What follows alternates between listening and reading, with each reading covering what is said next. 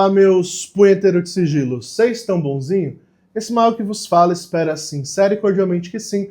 Antes de mais nada, se você está chegando agora, curta, comenta, compartilha, se inscreve no canal, ativa o sininho de notificação, manda esse vídeo para um amigo, para aquela pessoa que gosta de cinema e de magia, porque hoje o nosso quadro do Cinema Magia, como vocês já viram na thumb, o filme que vamos explorar hoje, ele é um filme, assim, magia pura, né? Se você quer entender magia de forma bem ilustrada, esse filme mostra. De forma bem crua, não vou mentir, mas mostra, né?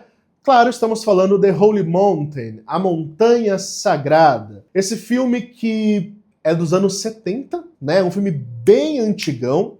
Então, se você não gosta de filme antigo, esquece, nem vai perder seu tempo. E se você tem problemas com nudez excessiva, com coisas bem escrachadas, assim, talvez esse filme também não seja pra você, porque até eu fiquei um pouco incomodado com algumas coisas ali. Mas, vamos lá, o Mago vai pegar a sinopse aqui do Google para ajudar a gente a entender uma visão mais geral do filme. The Holy Mountain. Um alquimista reúne um grupo de pessoas para representar os planetas do sistema solar. A sua intenção é submetê-los a estranhos rituais místicos antes de enviá-los para a Ilha de Lotus, onde escalarão a Montanha Sagrada para subir aos deuses. A data exata de lançamento é de 27 de novembro de 1973, nos Estados Unidos. O diretor, famoso já por filmes diferentões, é o Alejandro Jodorowsky. Alejandro é um ocultista, né? A gente sabe. Vamos falar desse filme. É que assim, esse filme ele é só magia. Não tem como pegar partes, como geralmente eu faço com outros filmes. Não, esse aqui é tudo magia. Então, se eu for pegar parte por parte de tudo que é esse filme, eu ficaria horas. Eu teria que colocar o filme aqui do lado e ir fazendo um paralelo. Mas não dá pra fazer react nesse nível, porque primeiro seria muito grande, é um filme aí de 2 horas de duração basicamente, e além de ser muito grande, um react inteiro, pode dar direitos autorais, como o vídeo da Lady Gaga deu. Inclusive, por favor, vai lá ver o vídeo do Abracadabra, comenta, curta, porque YouTube já, direitos autorais, cortou monetização, mas a galera gostou muito, então vai lá dar um like, uma curtida, um comentário, porque com certeza vai ajudar muito, pelo menos se não vai monetizar, vai dar views e visibilidade pro canal, né? Mas voltando aqui, esse filme, gente, ele é basicamente de forma ilustrada, de forma cinemática, o processo da teurgia que um mago deve passar. Então, esse filme, ele vai falar da magia de uma forma bem diferente do que nós estamos acostumados a ver. Geralmente os filmes abordam a magia ou por um viés de terror, como é o caso do Herege, como é o caso do Hereditário, de Midsommar, uma coisa gore, mas que aborda a magia dessa visão, ou por outro lado, de uma forma infantilizada, como Hollywood e Disney, né? A Branca de Neve, o Harry Potter, os animes que nós temos e tal. Geralmente são essas duas abordagens que se usam quando envolvem magia em produções cinematográficas. Aqui nós temos uma visão diferente, não vai nem para um lado nem para o outro.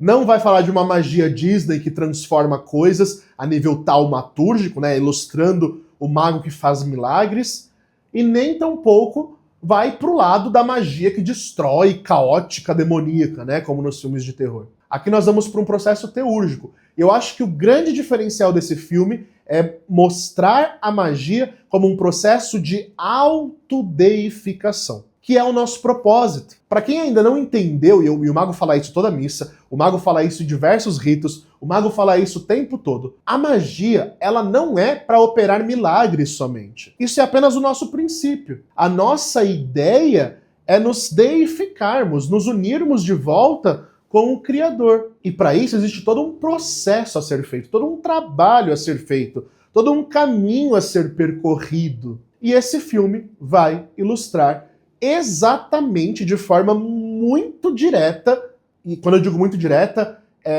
com todos os símbolos mágicos reais, com tudo que de fato nós usamos para fazer este processo, a nível espiritual, simbólico e tudo mais. Então vamos lá, o filme ele começa com o nosso ladrão, que não tem basicamente um nome, ele é apenas um ladrão. E ele é um cara que vive uma vida desregrada, assim, desregrada mesmo. O início do filme é ele sendo apedrejado.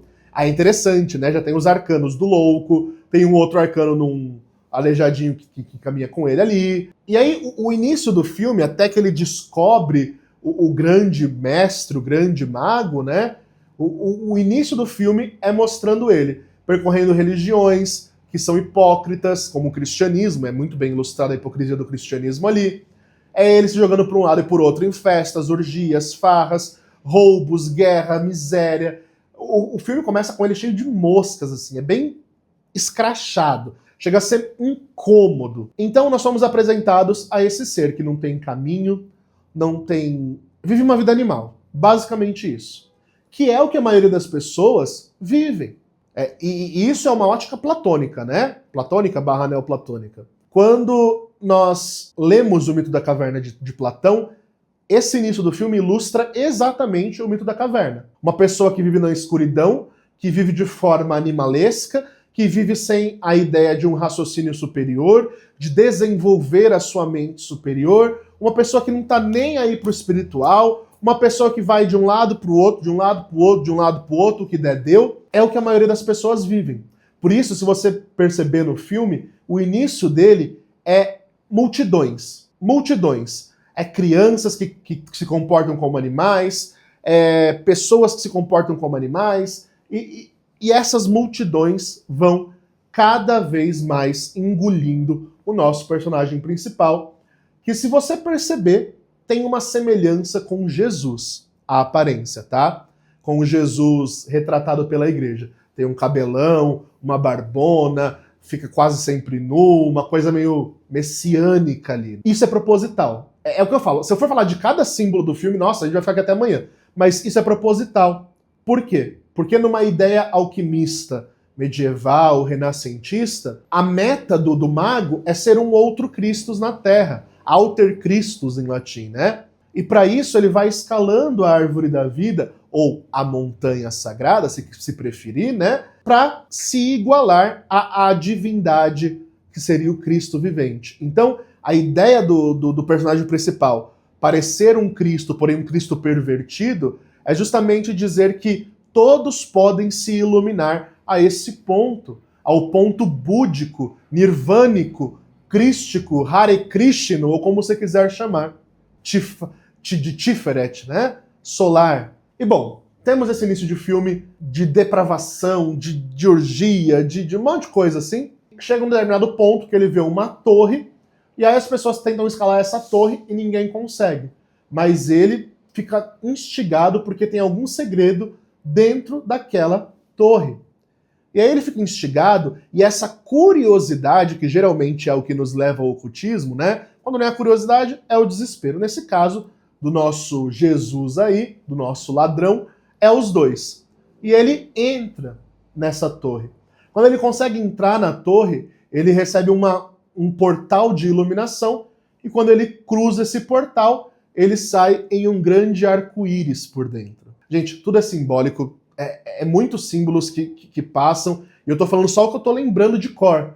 Já perdi um monte nessa parte aqui. Só tô falando que eu tô lembrando de cor. Os 7 raios do arco-íris representa os 7 planetas, os 7 raios energéticos. E ao cruzar o portal, ele cruza o arco-íris, a aliança com o divino. Então ele saiu da animalidade, saiu da caverna e encontrou a luz. Seria o mito da caverna de Platão, chegando aí ao seu auge, né? Quando o despertar acontece. E aí ele chega diante de um mestre, que é um grande alquimista, um grande mago, que é o personagem central da nossa história, que é esse mestre. É interessante, a cena é o arcano da sacerdotisa do tarô. Essa cena quando ele cruza o portal e encara o mestre de frente. Nós temos o mestre sentado como sacerdote, entre 2 pilares, da severidade e da misericórdia, e ele como pilar do meio. Muito cabala, extremamente cabalístico.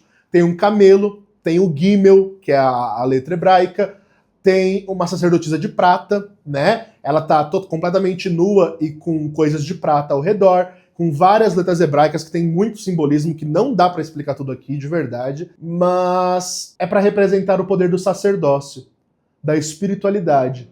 E a partir do momento que ele é iluminado, ele vai tornar-se um mago, uma nova criatura, um ser renascido, né? E aí é interessante que ele chega lá e ele acha que o mestre é alguma coisa pervertida, alguma coisa, sei lá, satânica do mal. E ele tem um punhal que ele quer destruir esse mestre. E o mestre, usando movimentos de Tai Chi, vai com muita calma tirando ele, imobilizando ele e tal. E depois ele acalma ele, explica algumas coisas e entrega o Atami de volta, porque ele não seria capaz de ferir o mestre. Essa movimentação do mestre é uma coisa muito interessante também. Por quê? Porque o mestre, a princípio, ele se move de forma muito lenta. Ele se levanta de forma lenta do seu trono, desce os degraus paulatinamente e vai se defender de boas, com muita calma. Por quê? A nível alquímico, hermético, nós entendemos que o mestre é aquele que conseguiu tornar cada um dos seus atos consciente. Até mesmo a sua respiração, até mesmo o seu levantar e sentar, ele faz tudo com muita consciência do que está fazendo. O que para nós, meros mortais, é algo automático, levantamos, acordamos, deitamos, dormimos, transamos, comemos, cagamos, defecamos, tomamos banho, que é a nossa vida animal, que é tudo no automático, para um verdadeiro mestre, tudo isso é conscientemente feito. Por isso dessa lentidão na representação. Isso é muito interessante. E aí, né, o nosso ladrão vai ser transformado. Gente, essa parte é para mim uma das mais fantásticas do filme, mas ao mesmo tempo é um pouco gore. Porque a cena que vem é o mestre colocando o nosso iniciado num pinico para ele cagar. Literalmente para ele defecar.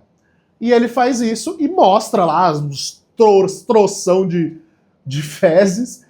E aí, basicamente, o mestre fala, tá vendo isso aqui? Que é a bosta dele? Isso, que é você, vai ser transformado no mais puro ouro e eu vou fazer isso. E aí ele coloca o nosso mago, né, o nosso neófito, dentro de um ovo, e esse ovo fica calcinando ali. E aí, gente, nessa etapa, mostra todas as etapas da alquimia espargírica no processo de transformar chumbo, que seria as fezes, em ouro. Mostra o nigredo, o albedro, o rubedro, cada uma das etapas. A evaporação, a destilação, a essência, a calcinação, o solver e o coagular de Baphomet. Tudo isso é mostrado de forma um tanto quanto rápida, mas é mostrado. O mago dentro do ovo é a representação do arcano do louco, que tem todas as possibilidades surgindo. E também é uma representação alquímica saturnina, aonde o ovo, quando pega fogo, né, ele vai purificando o quê? As suas paixões, os seus vícios, ele vai tomando consciência de quem se é, vai deixando a consciência animal para aprender uma nova forma de vida. E aí, depois de todo esse processo, o mestre mostra o ouro que o nosso mago pode chegar a ser, e ele apresenta um espelho para ele. E aí o nosso mago pega o ouro e joga no espelho, porque ele não se reconhecia mais. Gente, isso tem um simbolismo tão profundo, meu Deus do céu. É muito difícil falar pouco desse filme, porque tudo nele é simbólico, tudo nele é o que nós acreditamos de fato, e é todo o processo de autodeificação. Depois que o nosso neófito descobre que ele pode ser ouro, que ele pode ser uma divindade, que ele tem uma divindade interna, mas que os vícios e o lado animal dele o corrompe, ele destrói o espelho, ele não quer se ver dessa forma, porque ele teve contato com a experiência transmutadora, com a experiência divina. E isso é muito bonito, porque o processo de despertar começa justamente aí. Esse é o princípio do despertar espiritual. Descobrir que eu preciso transmutar a pedra bruta que eu sou em diamante lapidado. Terminamos essa cena, iniciamos todo um processo de aprendizado. O nosso mago recebe vestes pretas e ele é colocado em um triângulo de manifestação, dentro de um círculo mágico, né? Bem interessante, está manifestando o mago, né? E aí nós temos diversas cenas que representam diversas coisas para nós que somos magos. Nós temos os arcanos do tarô girando em uma ilustração que eu achei fantástica, inclusive. Eu parei para analisar cada uma daquelas ilustrações daquele tarô do filme, do arcano do carro, do arcano do mundo, dos amantes. Todos eles são postos dentro da sala de operação mágica, né? Ao redor do mago, e vai rodando, ele vai aprendendo a jornada do herói no tarô em um momento muito rápido, em uma cena muito rápida, e ele vai subindo a Kundalini em cada uma dos chakras, né? Por meio do tarô e dos aprendizados. Depois, ele recebe as 4 armas mágicas: a espada, o pentáculo de ouro, o cálice sagrado e a vara, ou o bastão do mago. Cada um representando as 4 virtudes, ou os segredos da esfinge: querer, ousar, saber e calar. E isso é literalmente mostrado e falado, sem segredo nenhum. E aí ele coloca o mago deitado com todas essas armas mágicas, simbolizando que aquele mago está pronto para suas primeiras operações. E está pronto para expandir a sua consciência.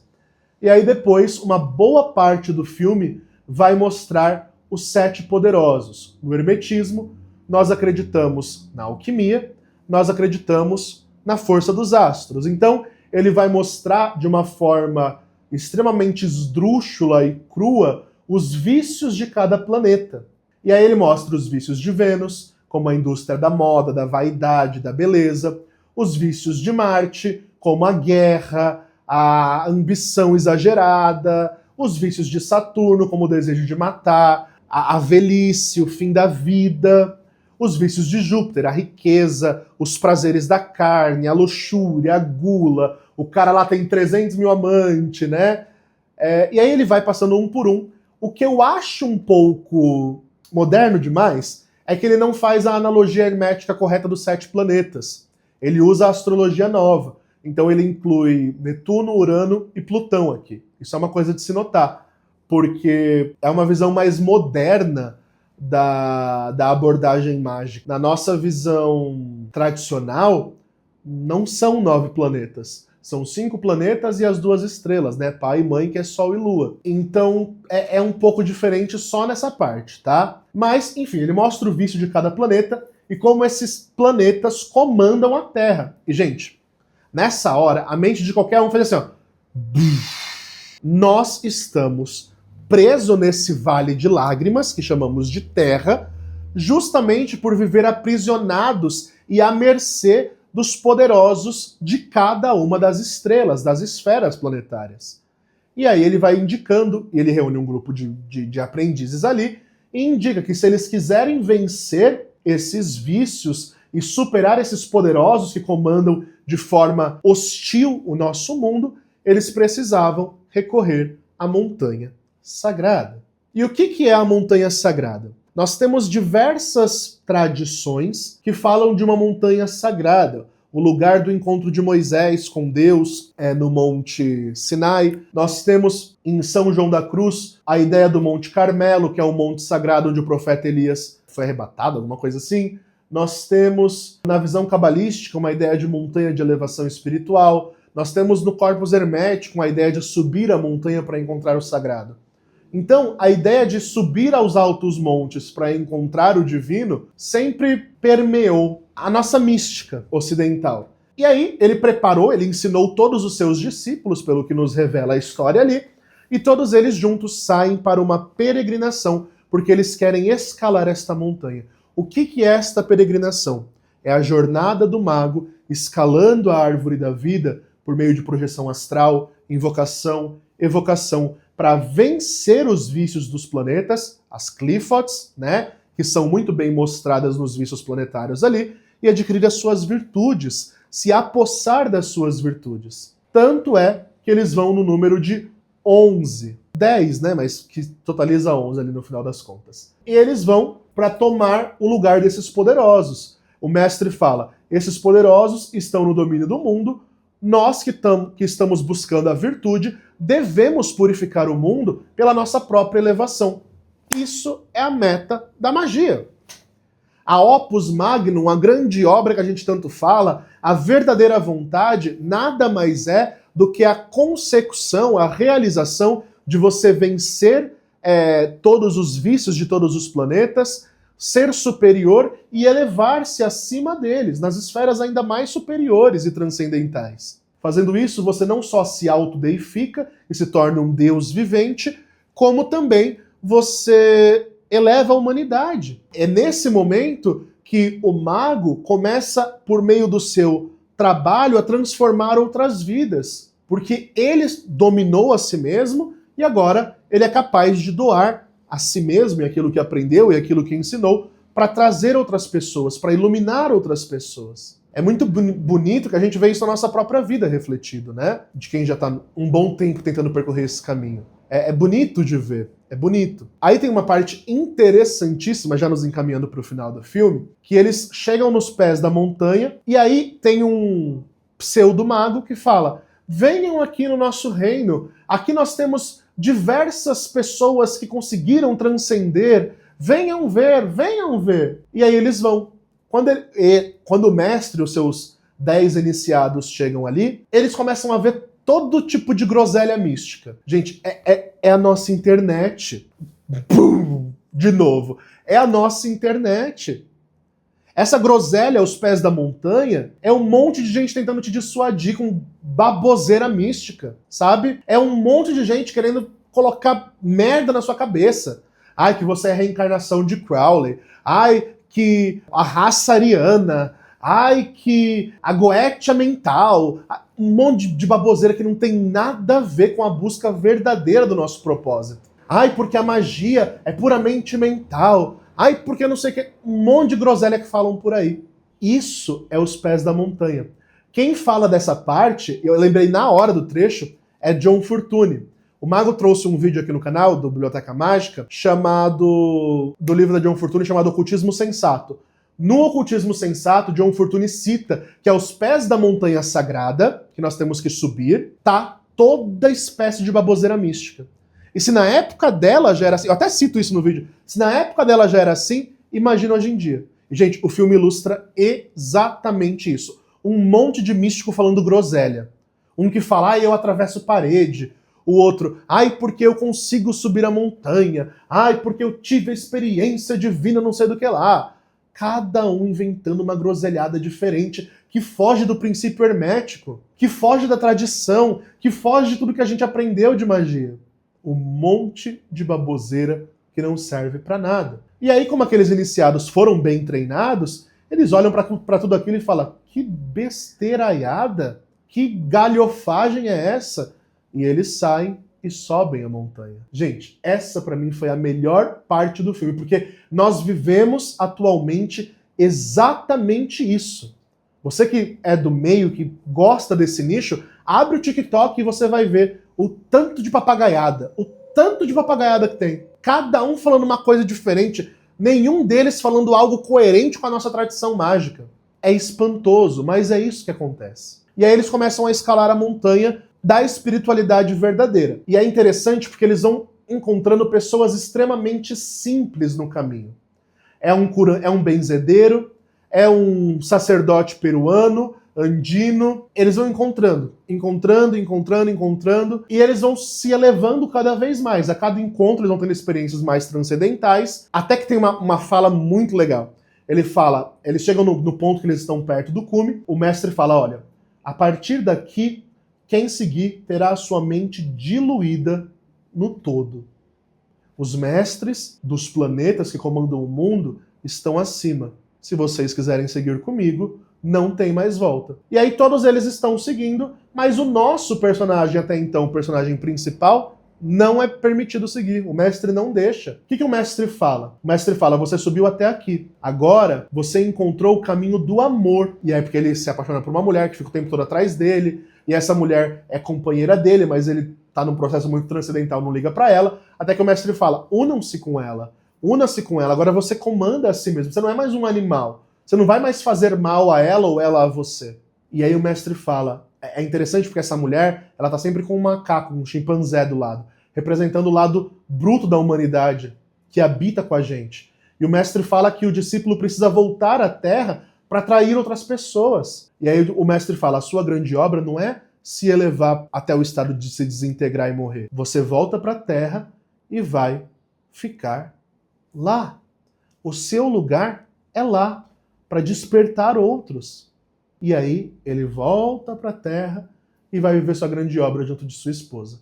E aí o nosso personagem principal, a partir daqui, não tem mais, né? Na verdade, a partir do momento que eles começam a subir a montanha, o nosso personagem principal torna-se um personagem secundário e não há mais um personagem central, sabe? Enfim, eles sobem as montanhas, e quando eles sobem e chegam no topo da montanha, tem a mesa, né, dos 10 poderosos lá, e todos eles são bonecos, manequins. E aí eles tiram, jogam eles para trás, começam a dar risada. Por quê? Por que dessa gargalhada? Porque tudo parece uma grande ironia. No final, o que eles descobrem é que o poder sempre esteve dentro deles, tanto o vício quanto a virtude. E aí tem uma frase, o final do filme é fabuloso. O final do filme, assim, é a mensagem que o filme quer deixar, o porquê esse filme existe, o propósito desse filme ter sido feito. Ele faz uma explicação alegórica do significado do subir a montanha, fala que não vai decepcionar os seus discípulos ali e tal, dá uma missão final, e aí ele fala, ele olha para a câmera, quebra a quarta parede e fala, afasta a câmera, tudo isso aqui é ilusão. E aí quando afasta a câmera, a gente vê todo o cenário, né, do filme, com várias câmeras e tal, e aí ele fala, tudo é ilusão. Por isso, busque a verdadeira vontade. Despertem, acordem, saiam de Maia, quebrem a roda, subam a grande montanha. E o filme acaba aí.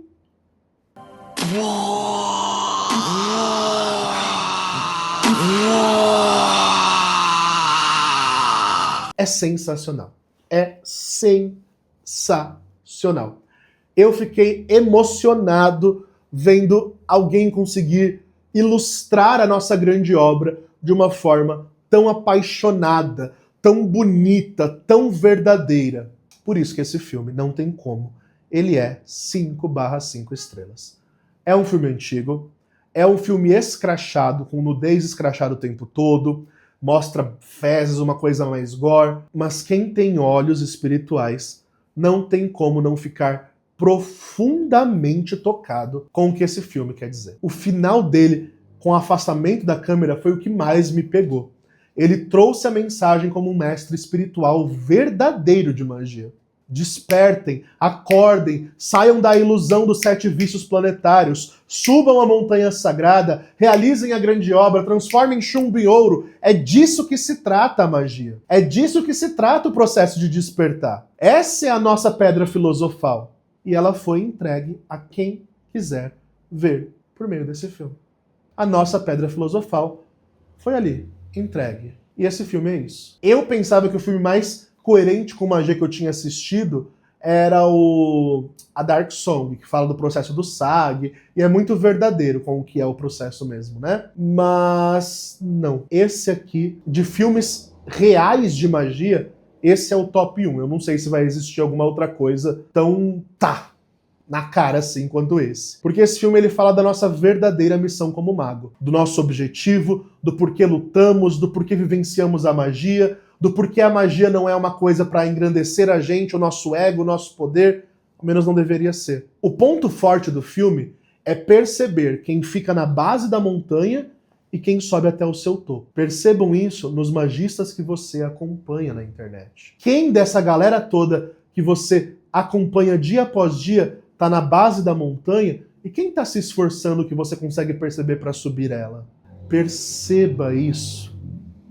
Perceba isso. O filme ilustra quem é o tipo que fica na base da montanha e quem é o que está subindo a montanha. São magos e magos, né?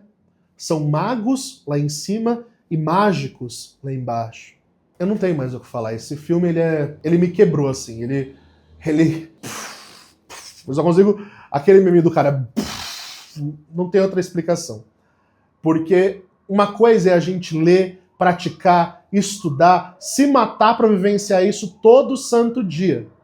Outra coisa muito diferente é você ver isso escancaradamente ilustrado na arte do cinema. E eu sou cinéfilo, então, sabe, é apaixonante ver uma coisa assim. O que eu queria era que tivesse um remake desse filme com a nossa tecnologia atual, com efeitos de CGI e tudo mais, para ilustrar de forma ainda melhor o que esse filme já faz de forma esplêndida. Só com efeitos práticos ali, né? Então, assistam. Eu vou confessar que eu tive que assistir pelo... Eu tenho aquela caixinha IPTV, eu tenho essa caixinha que tem um monte de filme lá, e pra minha sorte esse filme tava lá. Mas esse filme tava disponível no catálogo da Amazon Brasil, não tem mais. Eu não sei se no catálogo da Amazon gringa para quem tem VPN, esse filme está disponível ou não, então teria que fazer um teste, mas no geral você acha ele muito fácil para assistir na internet, tá bom? Gente, recadinhos do Mago. Primeiro, muito obrigado. Fizemos, no dia que esse vídeo está saindo para o canal, o maior rito coletivo de luxúria até então, com mais de 120 participantes, né? Muito obrigado a todos que participaram e que doaram a sua energia e o seu tesão para esse ritual. O Mago agradece de coração e deseja que se manifeste a luxúria na vida de vocês. Feliz Carnaval para todo mundo, né? Aproveitem a festa da carne, se joguem, se esbaldem com responsabilidade. E, bom, sobre recadinhos, mês de março virando, nós teremos rito de proteção, porque é virada de ano astrológico, é sempre importante se proteger nesse período, né? Então, rito de proteção nessa virada astrológica, faremos então no final do mês. Quando estou gravando o vídeo, sinceramente ainda não sei se com anjo, se com daimon, por isso segue lá, @monge_a_mago, que eu sempre posto todo dia 1º o novo rito que virá, tá bom? Agenda do Mago, né? Sempre um mês de espera aproximadamente, então se você quer fazer alguma leitura para ter um norte, uma visão holística ou sanar alguma dúvida, chama, que se você tiver paciência, o Mago consegue te atender. Ritos individuais, para você que quer um ritual focado na sua causa, com uma dedicação exclusiva para você, custam a partir de R$2.000, eu sempre deixo isso muito claro. Se você quer e pode pagar, chama o Mago que a gente conversa sobre, porque não é só querer, né? Por isso que eu não deixo, inclusive, já avisando isso aqui, é por isso que eu não deixo esses ritos individuais no site, porque senão qualquer pessoa compra e aí vem com umas coisas mirabolantes. Tem muita gente que pede pra fazer o pinto crescer, que pede pra mudar cor de olho, que pede coisas que não é assim que funciona. A magia não é mágica. O filme de hoje, inclusive, fala sobre esse processo que é a magia. Não é mágica, não é fórmula mágica. Então tem intenção que não tá nas minhas alçadas resolver, sabe? E aí por isso que a gente tem que conversar antes de fechar um trabalho de magia. Por isso chama, que se der tudo certo, dá pra pagar por crédito, por Pix, parcelar e tudo mais. A gente dá um jeito, tá bom?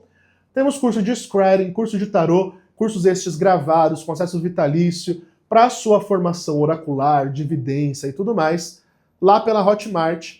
Corre para se formar, para se especializar. Eu te garanto que você não vai se arrepender. E é isso, gente. No mais, fiquem bem, subam a montanha sagrada e falou!